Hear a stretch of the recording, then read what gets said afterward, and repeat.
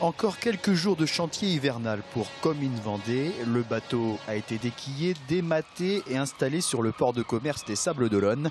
Un chantier sur lequel travaillent uniquement des volontaires. Entre 3 et 6 personnes sont présentes en permanence. Je pense qu'ils travaillent beaucoup plus que moi sur le bateau, parce que moi je cours toujours en premier rendez-vous, ramener le matériel pour le bateau et gérer un petit peu, superviser tout le chantier. Donc ils travaillent beaucoup plus que moi sur le bateau.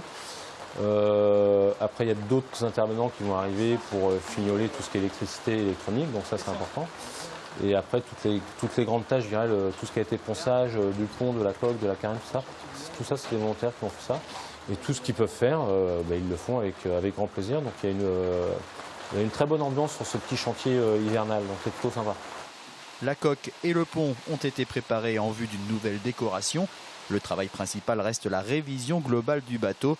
Certaines pièces doivent même être radiographiées. C'est le cas du mât et de la quille. L'organisation du Vendée Globe, mais aussi les assurances, exigent ces contrôles de fiabilité. Pour le mât, un système d'ultrasons permet de détecter la moindre fissure. Donc là, je vais faire du contrôle par ultrason. C'est-à-dire qu'en fait, je sonde un petit peu la matière pour voir si jamais il y a une bonne santé. J'émets une onde via Spalper en fait, qui va se réfléchir au fond de la pièce. Donc le but, c'est vraiment d'obtenir l'ensemble des éléments permettant de pouvoir statuer sur la conformité ou non de la pièce. Pour la quille, c'est un dispositif radioactif, plus complexe et plus lourd qui est mis en œuvre. Depuis le début du chantier, Jeff Pellet et son équipe n'ont pas eu de mauvaises surprises. Le bateau, qui aura 20 ans au départ du Vendée Globe, retrouvera son milieu naturel aux alentours du 20 mars.